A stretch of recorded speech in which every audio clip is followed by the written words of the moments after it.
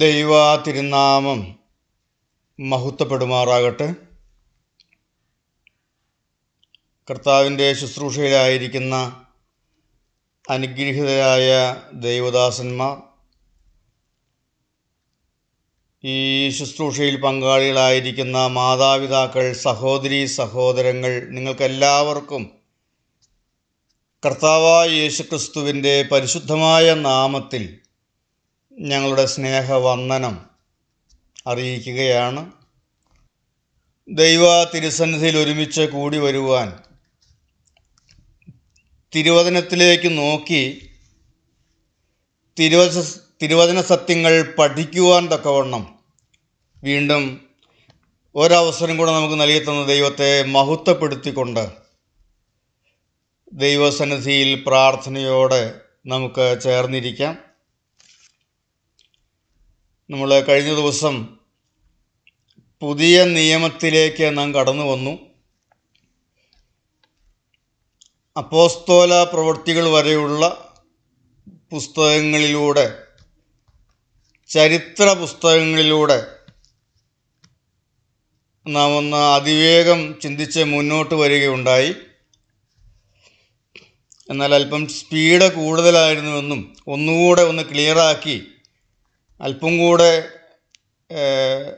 Speed കുറഞ്ഞ് മുന്നോട്ട് പോകുന്നതാണ് എല്ലാവർക്കും ഗ്രഹിക്കുവാൻ നല്ലത് എന്നുള്ളതായൊരു അഭിപ്രായം വരികയുണ്ടായി. അതുകൊണ്ട് ഞാൻ ഒന്നുകൂടെ അത് നമുക്ക് ഇത് കേൾക്കുമ്പോൾ തന്നെ അങ്ങ് ഗ്രഹിക്കാൻ തക്കവണ്ണം ഏറ്റവും ലളിതമായി, വലിയ ആഴമേറിയ പഠനങ്ങളിലേക്കോ കാര്യങ്ങളിലേക്കൊന്നും പോകാതെ ഏറ്റവും ലളിതമായി മനസ്സിലാകത്തക്കവണ്ണം ഒന്നുകൂടെ ഒന്ന് ആവർത്തിച്ച് ചിന്തിച്ചു പോകുവാൻ ഞാൻ ആഗ്രഹിക്കുകയാണ്. പുതിയ നിയമത്തിലേക്ക് നാം വരുമ്പോൾ ഏതാണ്ട് 50 വർഷത്തെ ഗ്യാപ്പ്, മത്തായിയുടെ സുവിശേഷം മുതൽ വെളിപ്പാട് പുസ്തകം വരെയുള്ള വേദഭാഗങ്ങൾ ഏതാണ്ട് 50ഓളം വർഷങ്ങളുടെ ഗ്യാപ്പിലാണ് എഴുതപ്പെട്ടത്. ഈ 50 വർഷത്തെ ഗ്യാപ്പിൽ എഴുതപ്പെട്ടതായ പുസ്തകങ്ങൾ ഏതാണ്ട് 8ഓളം എഴുത്തുകാർ, 9 എന്ന അഭിപ്രായമുണ്ട്, ഏതാണ്ട് 8ഓളം എഴുത്തുകാരാൽ എഴുതപ്പെട്ടതാണ് പുതിയ നിയമം. ഈ 8 എഴുത്തുകാർ, 9 എന്നൊരു അഭിപ്രായം കൂടെ ഉണ്ട്. പക്ഷേ നമുക്ക് അല്പം വ്യക്തമായിട്ട് മനസ്സിലാകത്തക്കവണ്ണം ചിന്തിക്കുമ്പോൾ 8 പേരാലാണ് എഴുതപ്പെട്ടിട്ടുള്ളത്. ആരൊക്കെയാണ് എഴുത്തുകാരെന്ന് പറയാൻ ശ്രമിക്കാമോ? ഈ എഴുത്തുകാർ ആരൊക്കെയാണ്? 4 സുവിശേഷങ്ങൾ എഴുതിയവർ: മത്തായി, മർക്കോസ്, ലൂക്കോസ്, യോഹന്നാൻ.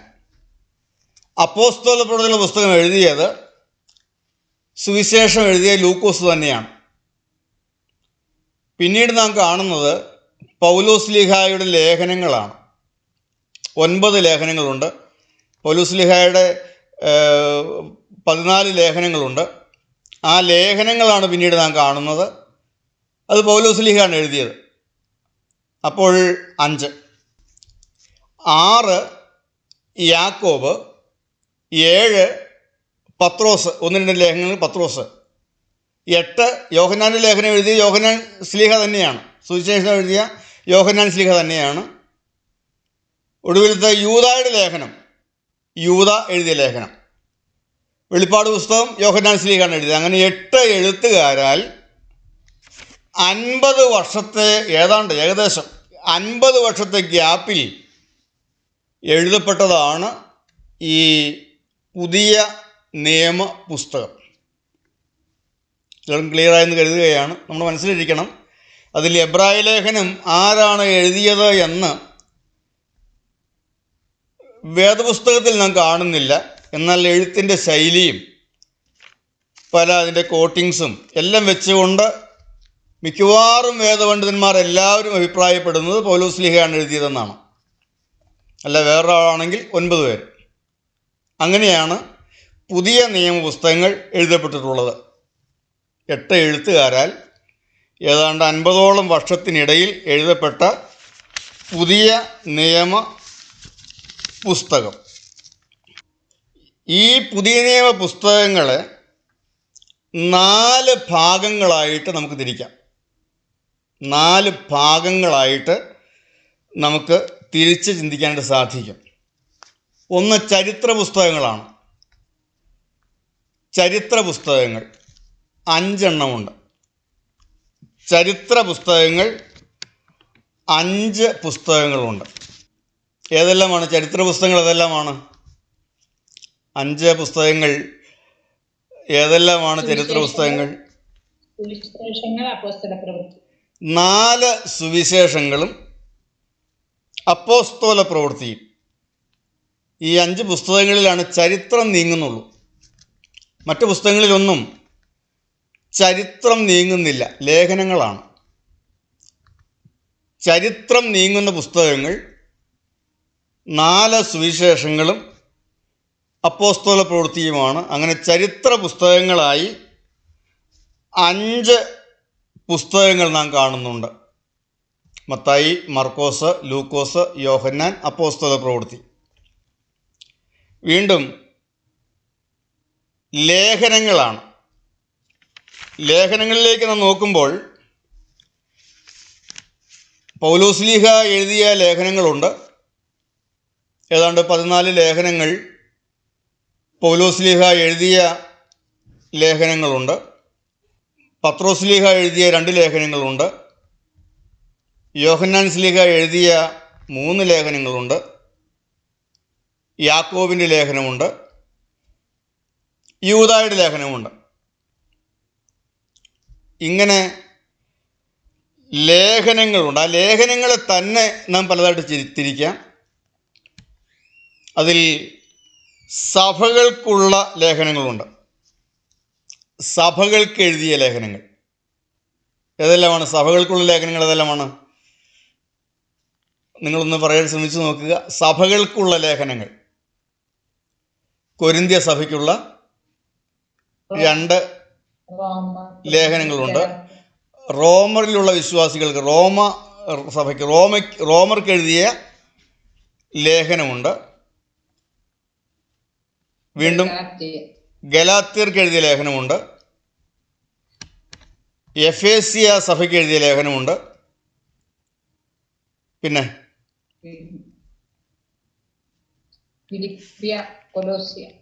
ഫിലിപ്പിയ വിശ്വാസികൾക്ക് എഴുതിയ, ഫിലിപ്പിയിലുള്ളതായ സഭകൾക്ക് എഴുതിയ ലേഖനമുണ്ട്. കൊലോസിയ സഭയ്ക്ക് എഴുതിയ ലേഖനമുണ്ട്. ഇങ്ങനെ 9 ലേഖനങ്ങൾ,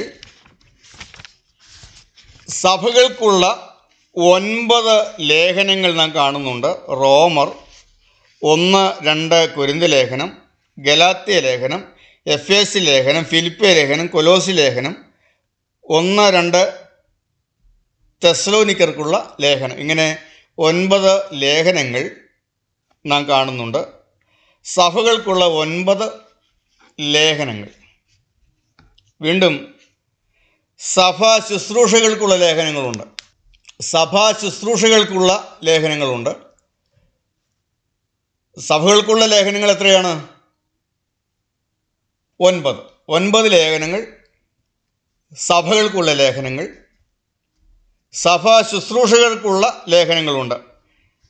4 ലേഖനങ്ങൾ സഭാ ശുശ്രൂഷകൾക്കുള്ള ലേഖനങ്ങളാണ്.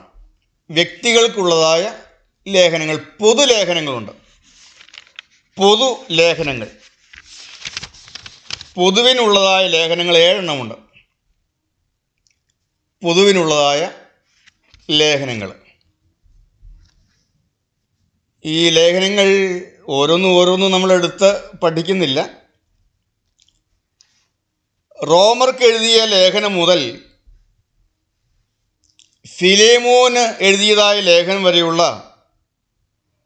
13 ലേഖനങ്ങൾ സഭകൾക്കായും വ്യക്തികൾക്കായും പൗലോസ്ലീഹ എഴുതുന്നതാണ്. ആദ്യത്തെ 9 ലേഖനങ്ങൾ സഭകൾക്കുള്ള ലേഖനങ്ങൾ എന്ന് അറിയപ്പെടുന്നു. ഈ ലേഖനങ്ങളെല്ലാം, നമ്മൾ ഈ ലേഖനങ്ങൾ പഠിക്കുമ്പോൾ ഈ ലേഖനങ്ങളെല്ലാം സഭകളിൽ ഉടലെടുത്തതായ പ്രശ്നങ്ങളുണ്ട്. പുതിയ നിയമ സഭയിൽ ഉടലെടുത്തതായ ചില പ്രശ്നങ്ങളുണ്ട്. ഈ ലേഖനങ്ങൾ, സഭകൾക്കുള്ള ലേഖനങ്ങളെല്ലാം നമ്മൾ പഠിക്കുമ്പോൾ ആദിമസഭയിൽ മുതൽ വിശ്വാസികളുടെ ഇടയിലും വിശ്വാസികളുടെ ജീവിതത്തിലുമെല്ലാം കുഴച്ചിലുകളുണ്ട്.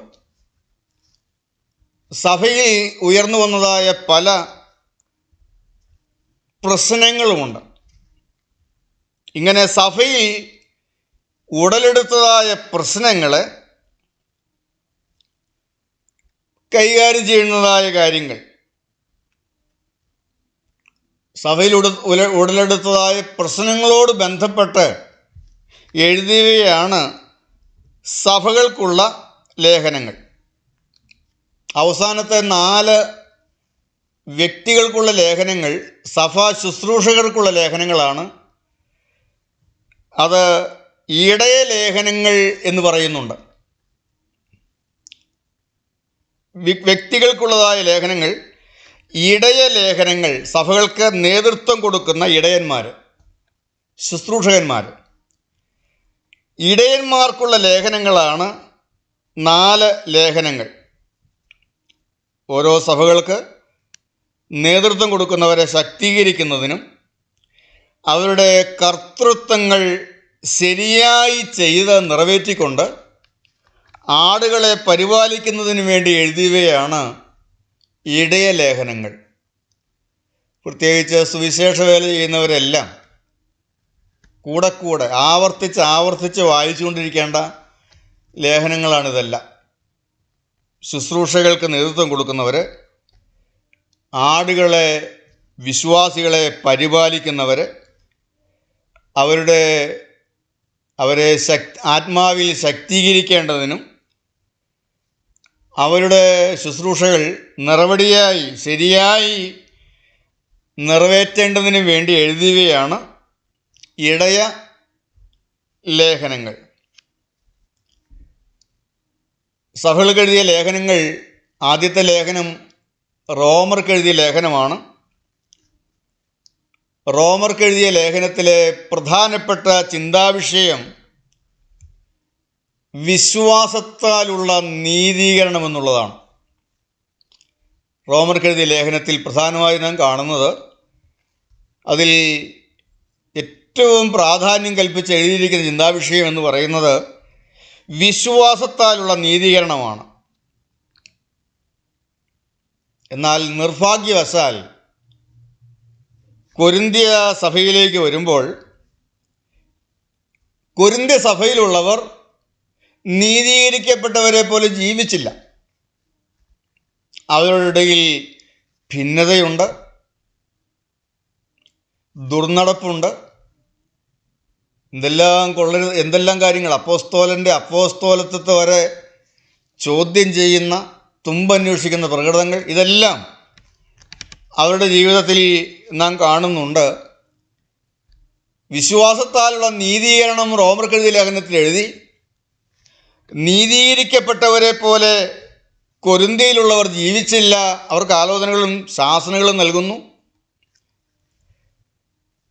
ഗലാത്യ സഭയിലേക്ക് വരുമ്പോൾ നീതീകരണത്തിന് വേണ്ടി അവർ പ്രവൃത്തികളെ കൂടെ കൂട്ടിച്ചേർത്തു. ന്യായപ്രമാണത്തിന് പ്രവൃത്തികളൂടെ വേണമെന്ന് പഠിപ്പിച്ച് നീതീകരണത്തിന് വേണ്ടി പ്രവൃത്തികളെ കൂടെ അവർ കൂട്ടിച്ചേർത്തു. ഈ ലേഖനങ്ങളിലെല്ലാം ഇവരുടെ എല്ലാം തെറ്റുകളെ വ്യക്തമായും ശക്തമായും തിരുത്തുകയാണ്. നീതീകരിക്കപ്പെട്ടവരെ പോലെ ജീവിക്കാത്ത,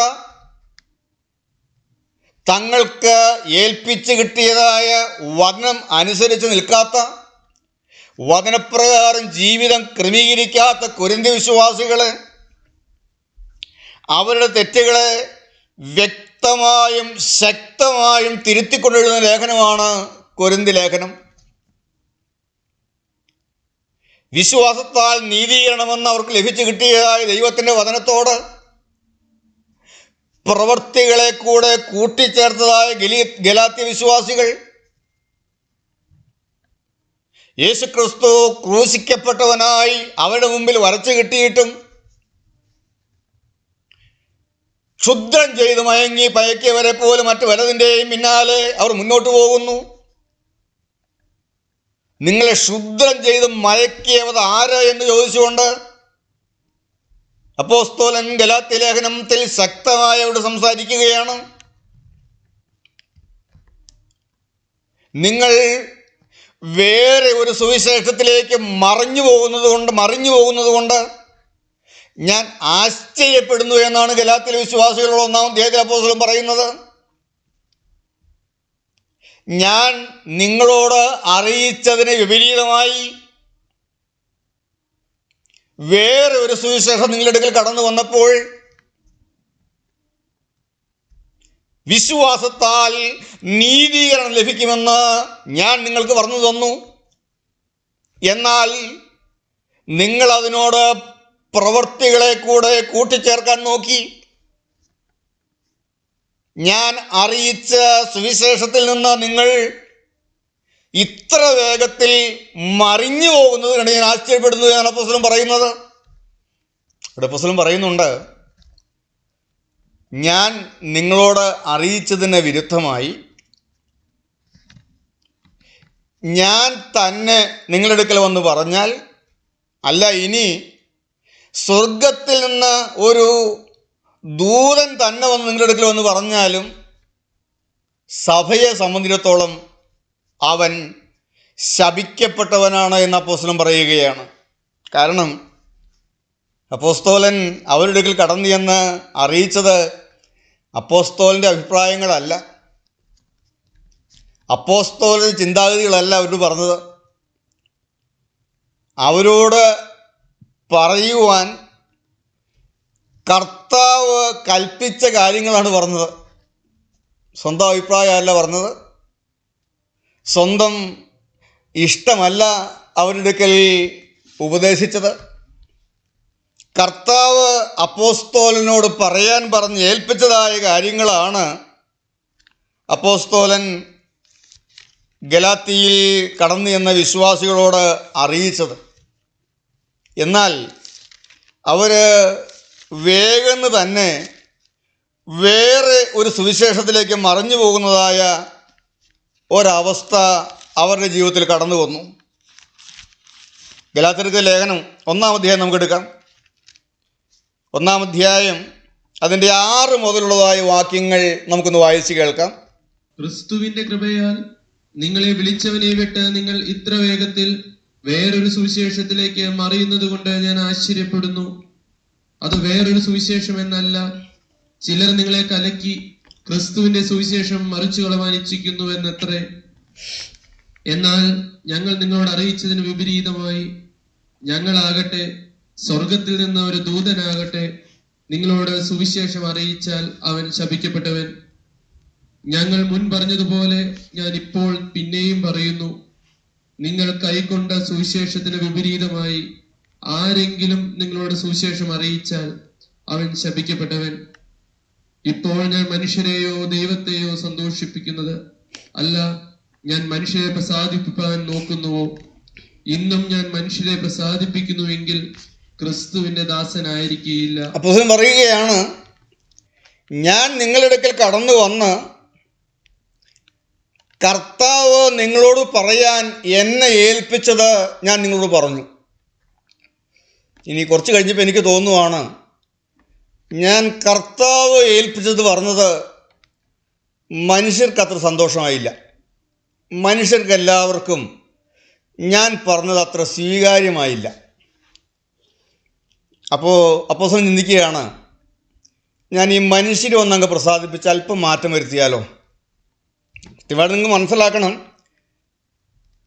അപ്പോസ്തലൻ കർത്താവ് പറയാൻ പറഞ്ഞ് ഏൽപ്പിച്ചത് പറഞ്ഞു. അത് മനുഷ്യർക്ക് എല്ലാവർക്കും അത്ര പ്രസാദമായില്ല. അപ്പോൾ ഇനി മനുഷ്യരെ കൂടെ ഒന്ന് പ്രസാദിപ്പിച്ചില്ലെങ്കിൽ അപ്പോസ്തലൻ ചിന്തിക്കുകയാണ്, ഒന്ന് മാറ്റി പറഞ്ഞേക്കാം, മനുഷ്യരെ പ്രസാദിപ്പിക്കാൻ ഒന്ന് മാറ്റി പറഞ്ഞേക്കാം. അതാണ് പറഞ്ഞിരിക്കുന്നത്. ഇപ്പോൾ 10-ാം വാക്യം, ഇപ്പോൾ ഞാൻ മനുഷ്യരെയോ ദൈവത്തെയോ സന്തോഷിപ്പിക്കുന്നത് അല്ല, ഞാൻ മനുഷ്യരെ പ്രസാദിപ്പിക്കാൻ നോക്കുന്നുവോ? ഇന്നും ഞാൻ മനുഷ്യരെ പ്രസാദിപ്പിക്കുന്നു എങ്കിൽ ക്രിസ്തുവിൻ്റെ ദാസനായിരിക്കുകയില്ല. ഞാൻ നിങ്ങളോട് അറിയിച്ചതിന് വിപരീതമായി ഞങ്ങളാകട്ടെ, സ്വർഗത്തിൽ നിന്ന് ഒരു ദൂതനാകട്ടെ നിങ്ങളോട് സുവിശേഷം അറിയിച്ചാൽ അവൻ ശപിക്കപ്പെട്ടവൻ.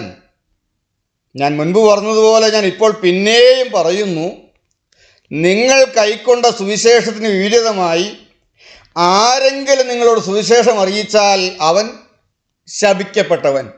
അപ്പോൾ മനുഷ്യനെ പ്രസാദിപ്പിക്കാൻ വേണ്ടി ഒന്ന് മാറ്റി പറഞ്ഞപ്പോൾ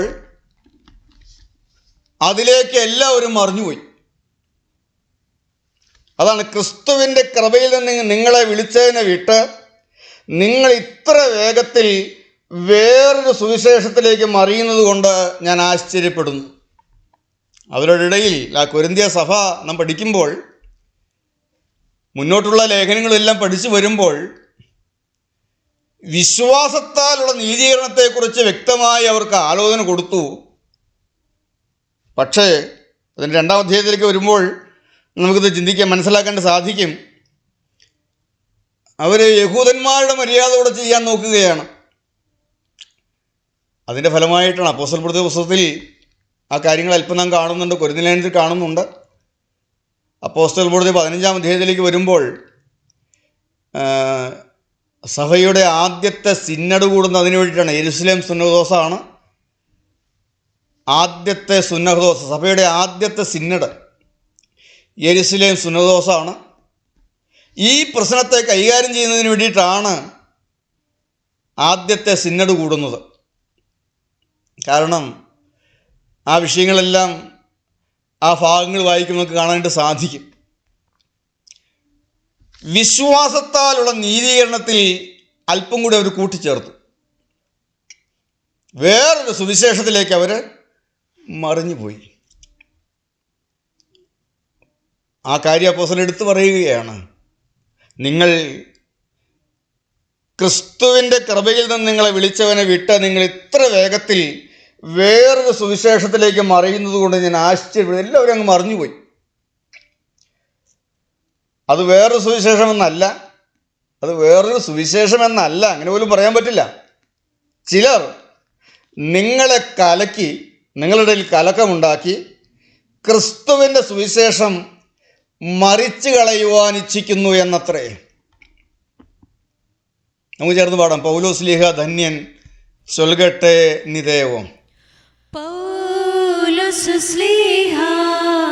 ധന്യൻ ചൊൽകേട്ടേ നിദേവം, നിങ്ങളെ ഞങ്ങളറിയിച്ചതിനെതിരായി ആരാനും വന്നറിയിച്ചാൽ വാനവനെങ്കിലും ആദൂതൻ താനേൽക്കും സഭയിൻ ശാപം.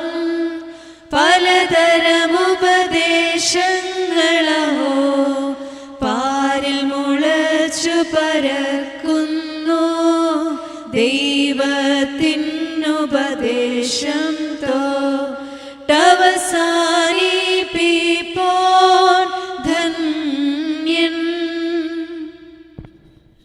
ഇപ്പോൾ ഗലാത്യ സഭയിലെ വിശ്വാസികൾ, കൊരിന്ത്യ സഭയിലെ വിശ്വാസികൾ നീതീകരിക്കപ്പെട്ടവരെ പോലെ ജീവിച്ചില്ല. ഗലാത്യ സഭയിലെ വിശ്വാസികൾ നീതീകരണത്തിനായി പ്രവൃത്തികളെ കൂടെ കൂട്ടിച്ചേർത്തു. പൗലോസ് ലേഖനങ്ങളിലൂടെ ഇവരുടെ എല്ലാം തെറ്റുകളെ വ്യക്തമായും ശക്തമായും തിരുത്തുകയാണ്. നീതീകരിക്കപ്പെട്ടവർ ഒരു ശരീരമായി മാറുന്നു. യഹൂദനെന്നോ യവനനോ വ്യത്യാസമില്ല, സ്ത്രീയെന്നോ പുരുഷനെന്നോ വ്യത്യാസമില്ല. എല്ലാവരും ക്രിസ്തു യേശുവിൽ ഒന്ന്. നീതീകരിക്കപ്പെട്ടവർ ഒരു ശരീരമായി തീരുന്നു. ആ ശരീരം എങ്ങനെ ശരിയായിട്ട് പ്രവർത്തിക്കണം എന്നുള്ള ആലോചനയാണ് എഫേസ്യ ലേഖനത്തിൽ നൽകുന്നത്. നീതീകരിക്കപ്പെട്ടവർ ഒരു ശരീരമായി മാറുന്നു. ആ ശരീരം എങ്ങനെ ശരിയായി പ്രവർത്തിക്കണമെന്ന് എഫേസ്യ ലേഖനത്തിൽ വിവരിക്കുന്നു. ഫിലിപ്പി ലേഖനത്തിലേക്ക് വരുമ്പോൾ ഫിലിപ്പിയ ലേഖനം ഈ ശരീരത്തിൽ, സഭ എന്ന ശരീരം, ക്രിസ്തു തലയും സഭ ശരീരവും, ഫിലിപ്പിയ സഭ ഈ ശരീരത്തിൻ്റെ ഐക്യത്തിൽ വരുന്ന പ്രശ്നങ്ങളെ അറിയുമ്പോൾ, ഒരുമിച്ച് പോകാൻ തക്കവണ്ണം, ഐക്യത്തിൽ പോകാൻ തക്കവണ്ണം വരുന്നതായ പ്രശ്നങ്ങളെ ഫിലിപ്പിയ സഭ അറിയുമ്പോൾ,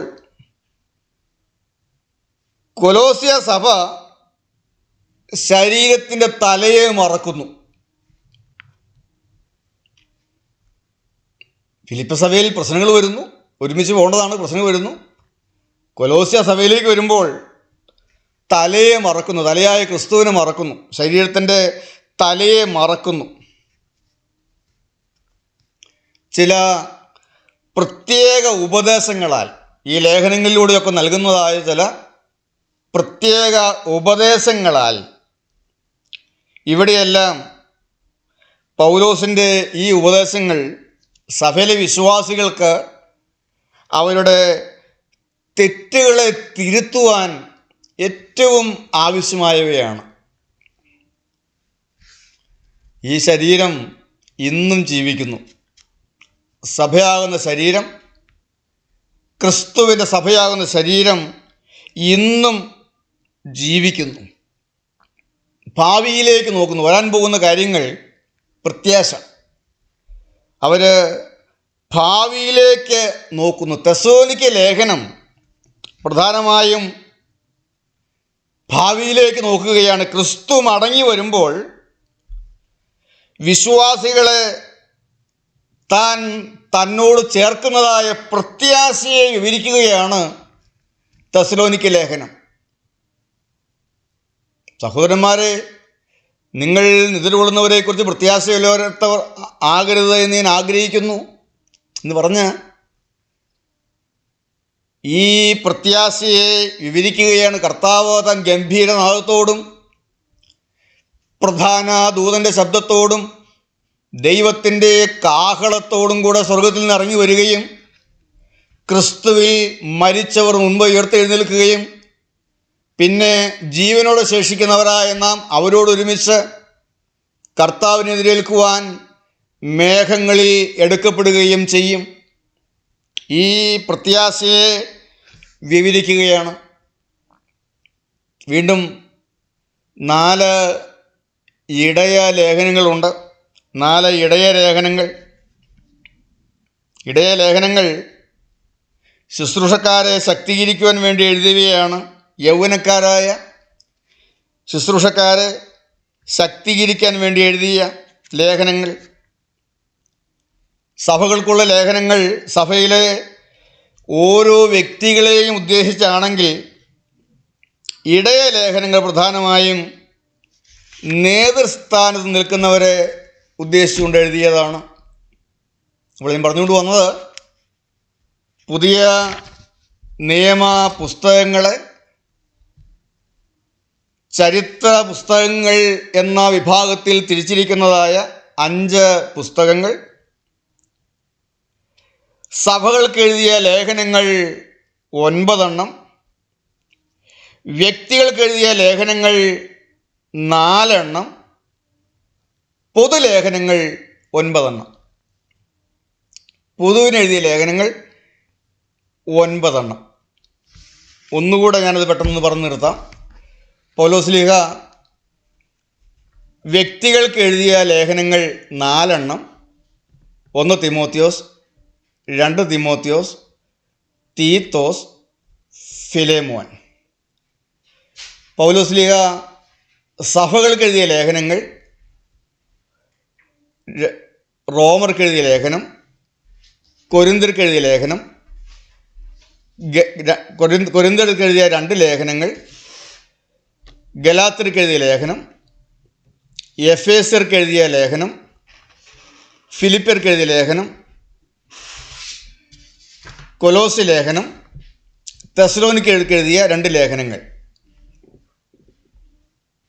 പൗലോസ്ലീഹ വ്യക്തികൾക്ക് എഴുതിയ ലേഖനങ്ങൾ, ഫിലോമോൻ എഴുതിയ ലേഖനം, പൊതുവിനെഴുതിയ അപ്പോസ്തലന്മാരുടെ പൊതുവിനെഴുതിയ ലേഖനങ്ങൾ, പൊതുലേഖനങ്ങളുണ്ട്. എബ്രായ ലേഖനം പൊതുലേഖനമായിട്ട് എടുക്കുന്നുണ്ട്. യാക്കോബിൻ്റെ ലേഖനം പൊതുവിനുള്ള ലേഖനമാണ്. പത്രോസ് എഴുതിയ ലേഖനങ്ങൾ പൊതുവിനുള്ള ലേഖനമാണ്.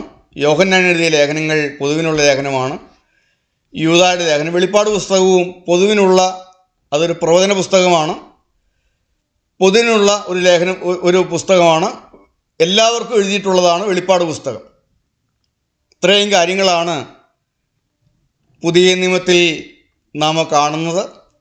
ഞാനത് ഒന്നുകൂടെ ഒരു ക്ലാസ് കൂടെ എടുത്തുകൊള്ളാം. അപ്പോസ്തല പ്രവൃത്തികളുടെ പുസ്തകത്തിലൂടെ ഒന്ന് നോക്കുമ്പോൾ ഇങ്ങനെയുള്ളതായ ഒരു ഔട്ട്ലൈൻ നമുക്ക് ലഭിച്ചിട്ട് ഇനി അപ്പോസ്തല പ്രവൃത്തികളുടെ പുസ്തകത്തിൽ കൂടെ നാം ഒന്ന് യാത്ര ചെയ്യുമ്പോൾ, ഞാൻ അടുത്ത ആഴ്ചയിൽ അപ്പോസ്തല പ്രവൃത്തികളുടെ പുസ്തകത്തിലൂടെ ഒന്ന് ധ്യാനിക്കാൻ ആഗ്രഹിക്കുന്നു. അപ്പോൾ നമുക്ക് ഏതാണ്ട് ഈ ലേഖനങ്ങളും ഇതെല്ലാം നടക്കുന്നത്, ഈ ലേഖനങ്ങളെല്ലാം എഴുതുന്നത് അപ്പോസ്തല പ്രവൃത്തിയിൽ കാണുന്ന ചരിത്ര സംഭവങ്ങളിലൂടെയാണ്. ആ ചരിത്ര പുസ്തകം അതാണ്. അപ്പോൾ ഏതെല്ലാം ഭാഗത്ത് വെച്ചാണ് ഏതെല്ലാം ലേഖനങ്ങൾ എഴുതിയത് എന്നുള്ളതെല്ലാം ഒന്ന് ചിന്തിക്കുമ്പോൾ അല്പം കൂടെ നമുക്ക് മനസ്സിലാകും. എല്ലാത്തിൻ്റെയും സാരം ഒന്ന് മാത്രം: സുവിശേഷങ്ങൾ കർത്താവായ യേശുക്രിസ്തുവിൻ്റെ ജീവചരിത്രം, അതിനുശേഷം സഭയുടെ ചരിത്രം. അത് തീർന്നിട്ടില്ല, ഇന്നും തുടർന്നുകൊണ്ടിരിക്കുന്നു. ഞാനും നിങ്ങളും ശരിയായ സത്യവിശ്വാസത്തിൽ മുന്നോട്ട് പോകുവാൻ തക്കവണ്ണം നമുക്ക് ആലോചനകൾ തരുന്നതായ ദൈവത്തിൻ്റെ വചനം. ദൈവ തിരുനാമം മഹത്വപ്പെടട്ടെ. അപ്പോസ്തല പ്രവൃത്തികളുടെ പുസ്തകത്തിൽ ഈ വൈദ്യനായ ലൂക്കോസ് എല്ലാ കാര്യങ്ങളും ഒന്നുകൂടെ ക്രമത്തിൽ എഴുതുകയാണ്. സുവിശേഷത്തിൻ്റെ തുടർച്ചയാണ്. ഞാൻ കഴിഞ്ഞ ദിവസം പറഞ്ഞു, 4 സുവിശേഷങ്ങൾ കർത്താവായ യേശുക്രിസ്തുവിൻ്റെ ജീവചരിത്രം 4 വ്യത്യസ്തമായ വീക്ഷണങ്ങളിൽ രേഖപ്പെടുത്തിയിരിക്കുന്നു. അത് വളരെ ക്രമമായി 4 സുവിശേഷങ്ങളിലൂടെ ചേർത്ത് വെച്ച് നാം ചിന്തിച്ചാൽ നമുക്കത് ക്രമമായി മനസ്സിലാക്കുവാനായിട്ട് സാധിക്കും. മത്തായിയുടെ സുവിശേഷത്തിൽ യേശുക്രിസ്തുവിനെ രാജാവായിട്ട് ചിത്രീകരിക്കുന്നു. യേശുക്രിസ്തു രാജാവാണ് മത്തായിയുടെ സുവിശേഷത്തിൽ. യഹൂദന്മാരുടെ രാജാവായി യേശുക്രിസ്തുവിനെ കാണിക്കുന്നു. വംശാവലിയുണ്ട്, രാജാക്കന്മാർക്ക് വംശാവലി ഉണ്ടല്ലോ. മർക്കോസിൻ്റെ സുവിശേഷത്തിൽ ദാസനായി ചിത്രീകരിക്കുന്നു. വംശാവലിയില്ല, ഒരു ദാസനായി തന്നെത്താൻ താഴ്ത്തി വേഷത്തിൽ മനുഷ്യനായി ഇറങ്ങി വന്നതായ ക്രിസ്തുവിനെ ദാസനായി ചിത്രീകരിക്കുന്നു. ലൂക്കോസിൻ്റെ സുവിശേഷത്തിൽ പൂർണ്ണ മനുഷ്യനായി, ദൈവം മനുഷ്യനായി തീർന്നു. ആരംഭം മുതൽ, ജനനം മുതൽ വംശാവലിയെല്ലാം പറഞ്ഞ് കൃത്യമായിട്ട് ലൂക്കോസിൻ്റെ സുവിശേഷത്തിൽ കാണിക്കുന്നു. യോഹന്നാൻ്റെ സുവിശേഷത്തിൽ ദൈവപുത്രനാണ് ക്രിസ്തു. ദൈവപുത്രന് വംശാവലി ആരെഴുതാൻ? ആർക്കെഴുതാൻ കഴിയും? വംശാവലിയില്ല. അപ്പോൾ രാജാവ്, ദാസൻ, മനുഷ്യൻ, ദൈവപുത്രൻ, ഇങ്ങനെ 4 വീക്ഷണങ്ങളിൽ കർത്താവായ യേശുക്രിസ്തുവിൻ്റെ ജീവചരിത്രമാണ് 4 സുവിശേഷങ്ങളിൽ നാം കാണുന്നത്. കർത്താവായ യേശുക്രിസ്തുവിൻ്റെ ജനനം അത് ഏത് വിധത്തിലാണ്? ലൂക്കോസിൻ്റെ സുവിശേഷത്തിൽ യോഹന്നാൻ സ്നാപകൻ്റെ ജനനം മുതൽ പറയുന്നുണ്ട്. പിന്നീട് യേശുക്രിസ്തുവിൻ്റെ സ്നാനം, 30-ാമത്തെ വയസ്സിൽ യോർദാനിൽ യോഹന്നാൻ്റെ കൈക്കീഴിൽ സ്നാനമേൽക്കുന്നു. തുടർന്ന് മരുഭൂമിയിലേക്ക് പോകുന്നു. പിശാചിനാൽ പരീക്ഷിക്കപ്പെടുന്നു.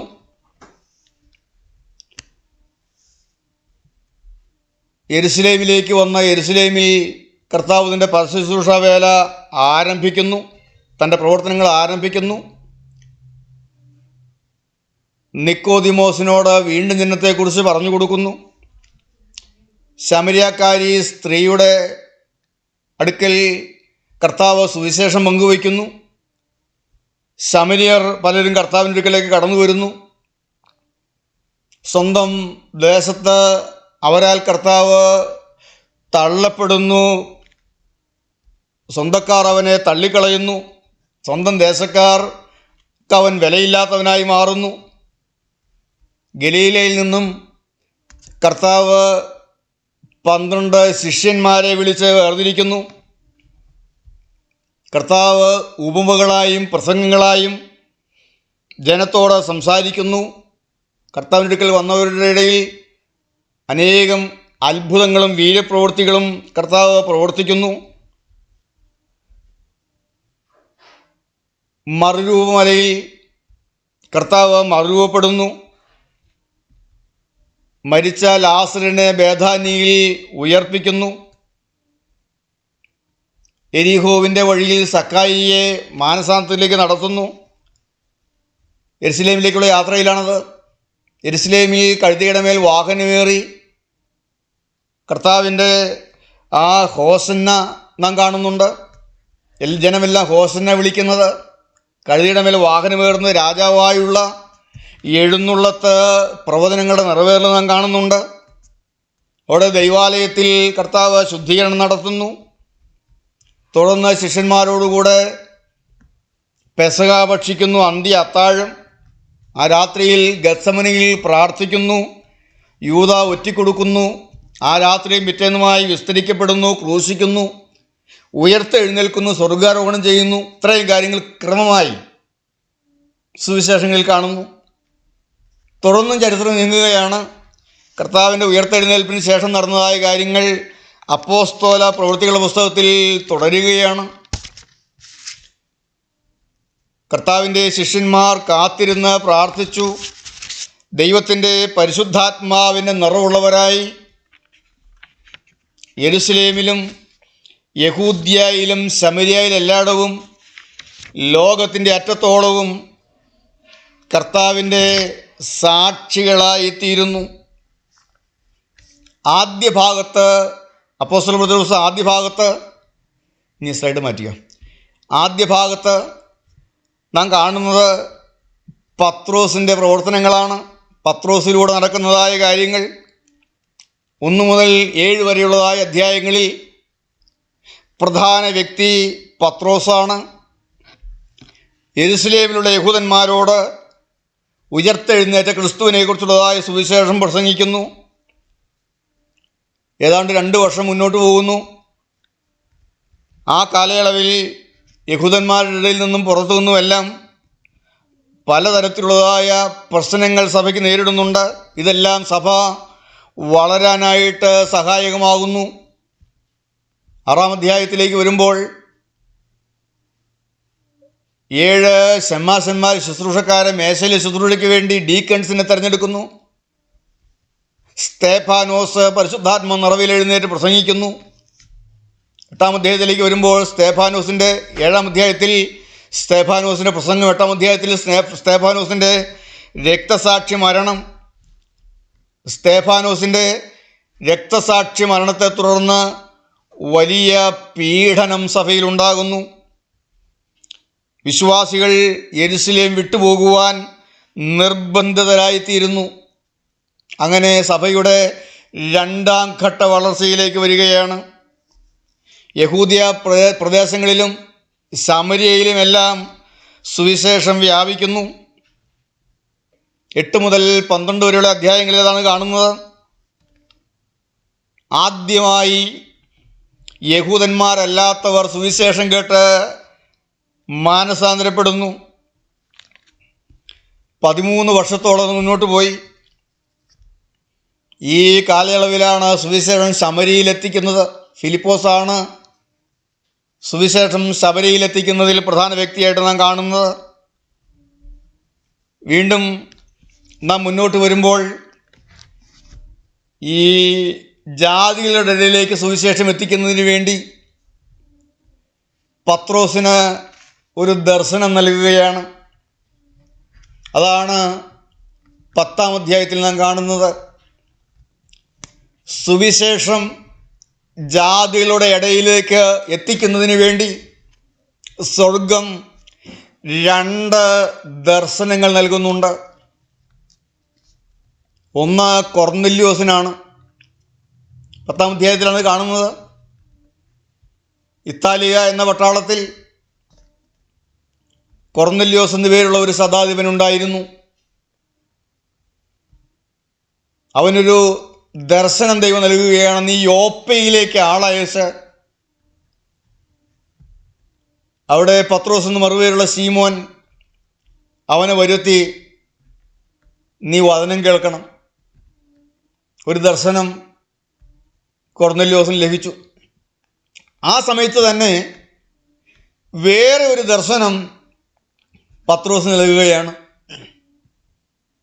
ദൈവത്തിൻ്റെ സ്വർഗീയമായ പദ്ധതികൾ. കാരണം പത്രോസ് അല്പം കടുത്ത യഹൂദ ചിന്താഗതിയുള്ളവനാണ്.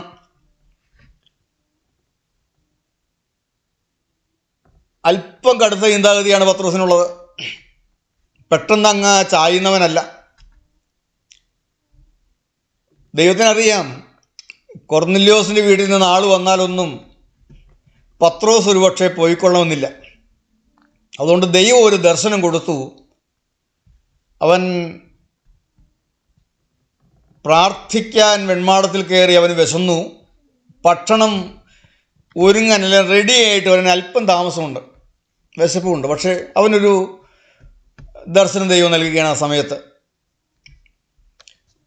4 കോണും കെട്ടിയതായ ഒരു തുപ്പട്ടി, വേണമെങ്കിൽ ഒരു വലിയൊരു ടാർപോളിന് അതിനെ 4 മൂലയിലും കെട്ടി ഒരു വലിയ ചേളാവ് പോലെ ഒരു തുപ്പട്ടി പോലെ ഒന്ന് മുകളിൽ നിന്ന് ഇറങ്ങി വരികയാണ്, സ്വർഗത്തിൽ നിന്ന് ഇറങ്ങി വരികയാണ്. പത്രോസ് അതിലേക്ക് നോക്കിയപ്പോൾ ഭൂമിയിലുള്ള എല്ലാ നാൽക്കാലികളുമുണ്ട്, ആകാശത്തിലെ പറവുകളുമുണ്ട്. അവനൊരു ശബ്ദം കേൾക്കുന്നു, പത്രോസേ അറുത്ത് തിന്നുക. പത്രോസ് നോക്കി, എന്തോ ഈ പറയുന്നത്? ഇതിനൊക്കെ അറുത്ത് തിന്നാനോ? ഞാൻ യഹൂദനാണ്, അശുദ്ധമായതൊന്നും ഞാൻ തൊടില്ല, അതിൻ്റെ തീരുമാനമാണ്. ഞാൻ ഇങ്ങനെയുള്ള പ്രലോഭനങ്ങളിലൊന്നും പെടില്ല, അതൊരു തീരുമാനമാണ്. അശുദ്ധമായതൊന്നും ഞാൻ തൊടില്ല. ആ തുപ്പട്ടി അങ്ങനെ തന്നെ പോയി. പിന്നെയും വന്നു. പത്രോസ് കേൾക്കുക, പത്രോസ് അറുത്ത് തിന്നുക. അപ്പോസ്തലപ്രവൃത്തി പുസ്തകം 10-ാം അധ്യായം നമുക്ക് എടുക്കാം. അപ്പോസ്തലപ്രവൃത്തി പുസ്തകം 10-ാം അധ്യായത്തിലാണ് നാം ഈ സംഭവം കാണുന്നത്. അതിൻ്റെ 11 മുതലുള്ളതായ വാക്യം നമുക്കൊന്ന് വായിക്കാം. ആകാശം തുറന്നിരിക്കുന്നതും വലിയൊരു തുപ്പട്ടി പോലെ 4 കോണും കെട്ടിയിട്ട് ഭൂമിയിലേക്ക് ഇറക്കിവിട്ട ഒരു പാത്രം വരുന്നതും അവൻ കണ്ടു. അതിൽ ഭൂമിയിലെ സകലവിധ നാൽക്കാലിയും ഇഴജാതിയും ആകാശത്തിലെ പറവയും ഉണ്ടായിരുന്നു. പത്രോസേ, എഴുന്നേറ്റ് അറുത്ത് തിന്നുക എന്ന ഒരു ശബ്ദമുണ്ടായി. അതിന് പത്രോസ്, ഒരിക്കലും പാടില്ല കർത്താവേ, മലിനമോ അശുദ്ധമോ ആയതൊന്നും ഞാൻ ഒരു നാളും തിന്നിട്ടില്ലല്ലോ. ആ ശബ്ദം 2-ാം പ്രാവശ്യം അവനോട്, ദൈവം ശുദ്ധീകരിച്ചത് നീ മലിനമെന്ന് വിചാരിക്കരുത് എന്ന് പറഞ്ഞു. ഇങ്ങനെ 3 പ്രാവശ്യം ഉണ്ടായി. ഉടനെ പാത്രം തിരികെ ആകാശത്തിലേക്ക് വലിച്ചെടുത്തു. 3 പ്രാവശ്യം അങ്ങനെ ഉണ്ടായി. പത്രോസ് അനുസരിച്ചില്ല. കാരണം എനിക്ക് നല്ല വിശപ്പുണ്ട്. അങ്ങനെ വായിക്കുന്നത്, പിറ്റേന്നാൾ അവർ യാത്ര ചെയ്ത പട്ടണത്തോട് സമീപിക്കുമ്പോൾ പത്രോസ് 6-ാം മണി നേരത്ത് പ്രാർത്ഥിപ്പാൻ വെൺമാടത്തിൽ കയറി. അവൻ വളരെ വിശന്നിട്ട് ഭക്ഷിപ്പാൻ ആഗ്രഹിച്ചു. അവർ ഒരുക്കുമ്പോഴേക്കും അവനൊരു വിവശത വന്നു. ഒരുപക്ഷെ പത്രോസ് ചിന്തിച്ച് കാണും, കർത്താവ് ഉപവസിച്ച് വിശന്നപ്പോഴാണുള്ള പരീക്ഷകൻ അടുത്ത് വന്നിട്ട്. അപ്പോൾ പത്രോസ് പറയുകയാണ്, ഞാൻ പ്രലോഭനങ്ങളൊന്നും വിടില്ല, ഞാൻ യഹൂദനാണ്, ഞാനിത് തിന്നില്ല.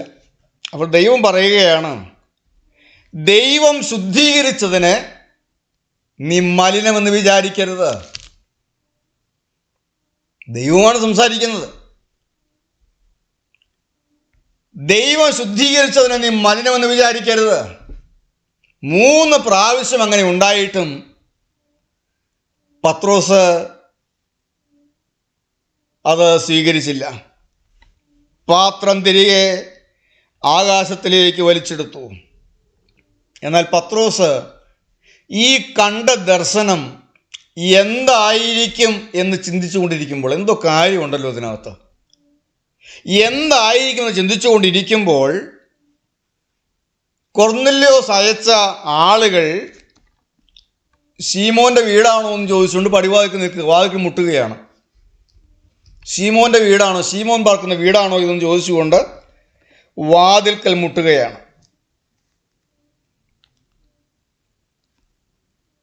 അപ്പോൾ ദൈവം സംസാരിച്ചു, നീ അവരുടെ കൂടെ പോവുക, നീ എഴുന്നേറ്റ് അവരുടെ കൂടെ പോവുക. പത്രോസ് ദർശനത്തെക്കുറിച്ച് ചിന്തിച്ചുകൊണ്ടിരിക്കുമ്പോൾ ആത്മാവ് അവനോട്, 3 പുരുഷന്മാർ നിന്നെ അന്വേഷിക്കുന്നു, നീ എഴുന്നേറ്റ് ഇറങ്ങി ചെല്ലുക, ഞാൻ അവരെ അയച്ചതാകൊണ്ട് ഒന്നും സംശയിക്കാതെ അവരോടുകൂടെ പോവുക എന്ന് പറഞ്ഞു. ഒരു വലിയ വെളിപ്പെടുത്തൽ സ്വർഗം നൽകുകയാണ്. ഞാൻ ഈ വാക്കുകൾ പറയാൻ അല്പസമയമെടുത്തത്, നമുക്കും ഇങ്ങനെയുള്ളൊരു വെളിപ്പാട് കിട്ടണം. എന്താണ് വെളിപ്പാട്? അതാണ് മനപ്പാഠം പഠിക്കാൻ ക്രമീകരിച്ച വാക്യം, 10-ാം അധ്യായം 34-ാമത്തെ വാക്യം.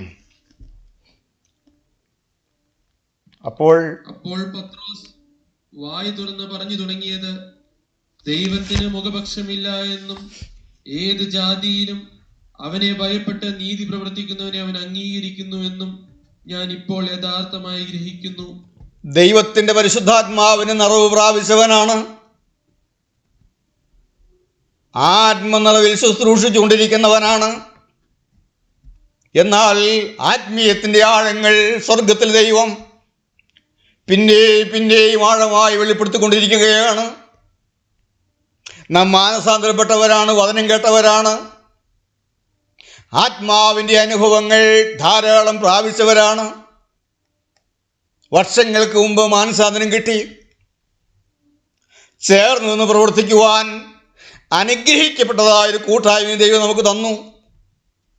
എന്നാൽ തീർന്നില്ല, സ്വർഗം പിന്നെയും നമ്മോട് ഇടപെട്ടുകൊണ്ടിരിക്കുന്നു, സ്വർഗം പിന്നെയും നമ്മെ നടത്തിക്കൊണ്ടിരിക്കുന്നു, സ്വർഗം പിന്നെയും നമ്മെ പുതിയ പാഠങ്ങൾ പഠിപ്പിച്ചുകൊണ്ടിരിക്കുന്നു, സ്വർഗം പിന്നെയും നമുക്ക് ചില വെളിപ്പാടുകൾ നൽകിക്കൊണ്ടിരിക്കുന്നു. ദൈവത്തിൻ്റെ വെളിപ്പാടുകൾ തീരുന്നില്ല. ഇവിടെ പത്രോസ് യഥാർത്ഥമായ ചില കാര്യങ്ങൾ ഗ്രഹിക്കുകയാണ്. ചില വർഷങ്ങൾ മുന്നോട്ട് പോകുന്നത് നാം ഓർക്കണം. എന്താണ് ആഴങ്ങളിലേക്ക് ദൈവം പത്രോസിനെ കൊണ്ടുപോകുന്നത്? ദൈവത്തിന് മുഖപക്ഷമില്ല എന്നും ഏത് ജാതിയിലും അവനെ ഭയപ്പെട്ട് നീതി പ്രവർത്തിക്കുന്നവനെ അവൻ അംഗീകരിക്കുന്നു എന്നും ഞാനിപ്പോൾ യഥാർത്ഥമായി ഗ്രഹിക്കുന്നു. സുവിശേഷം എന്നുള്ളത് ഒരു കൂട്ടത്തിൽ മാത്രം ഒതുങ്ങി നിൽക്കാനുള്ളതല്ല, ക്രിസ്ത്യാനികളുടെ ഇടയിൽ മാത്രം ഒതുങ്ങി നിൽക്കാനുള്ളതല്ല സുവിശേഷം. പത്രോസ് ആത്മനിർവ്വളവനായിരുന്നു, സുവിശേഷ വേല ചെയ്തുകൊണ്ടിരുന്നവനായിരുന്നു. എന്നാൽ യെരുശലേമിലും യഹൂദ്യയിലെല്ലായിടവും ശമര്യയിലും ഒതുങ്ങി നിൽക്കേണ്ടതല്ല സുവിശേഷം.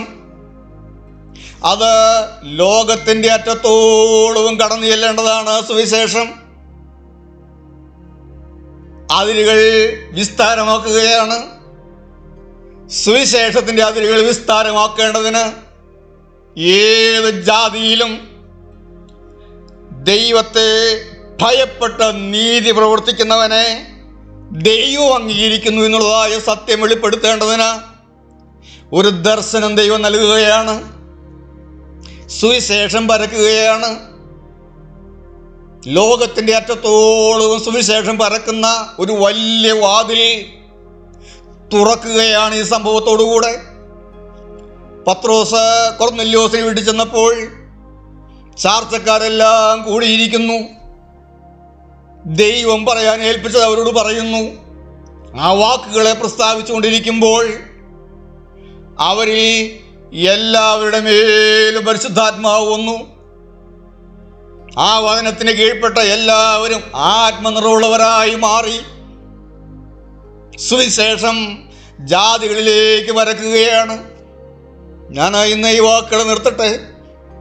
കർത്താവേ, എല്ലാവരെയും ഉൾക്കൊള്ളുവാൻ, എല്ലാവരെയും സ്നേഹിക്കുവാൻ, ദൈവത്തിന് മുഖപക്ഷമില്ല എന്നും ഏത് ജാതിയിലും അവനെ ഭയപ്പെടുന്നവർക്ക്, അവനെ ഭയപ്പെട്ട് നീതി പ്രവർത്തിക്കുന്നവനെ അവൻ അംഗീകരിക്കുന്നു എന്നുള്ളതായ ആ സത്യത്തെ യഥാർത്ഥമായി ഗ്രഹിച്ചുകൊണ്ട് ആത്മഭാരമുള്ളവരായി നിന്റെ വേലയിലേക്ക് പോകുവാൻ ഞങ്ങളെ ഒരുക്കണമേ.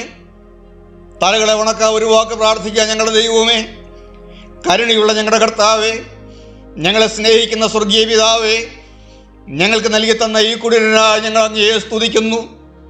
സ്വർഗീയ സ്നേഹത്തിൻ്റെ വെളിപ്പാട് ഞങ്ങൾക്ക് തരണമേ. അവിടുന്ന് എല്ലാവരെയും സ്നേഹിക്കുന്ന ദൈവമാണല്ലോ. അവിടുന്ന് എല്ലാവരോടും മനസ്സലിയുന്ന ദൈവമാണല്ലോ. ഇന്ന് ഞങ്ങൾ നിന്റെ അടുക്കൽ കടന്നു വന്നിരിക്കുകയാണ്. ഞങ്ങളോട് അവിടുന്ന് ഇടപെടുന്ന സ്നേഹത്തിനായി സ്തോത്രം. അവിടുന്ന് ഞങ്ങളെ നീതി ദൈവമാകിയാൽ സ്തോത്രം. അവിടുന്ന് മുഖപക്ഷമില്ലാത്ത ദൈവമായിരിക്കിയാൽ സ്തോത്രം. ഞങ്ങൾക്ക് അവിടുന്ന് ഈ ഭാഗ്യം തന്നതോർത്ത് ഞങ്ങൾ നിന്നെ സ്തുതിക്കുന്നു. എല്ലാവരെയും അനുഗ്രഹിക്കണമേ, എല്ലാ മുഖത്തോടും എടുക്കണമേ. യേശുവിൻ്റെ നാമത്തിൽ പ്രാർത്ഥിക്കുന്നു. കൃപയോടെ കേൾക്കണം പിതാവേ. ആമേൻ.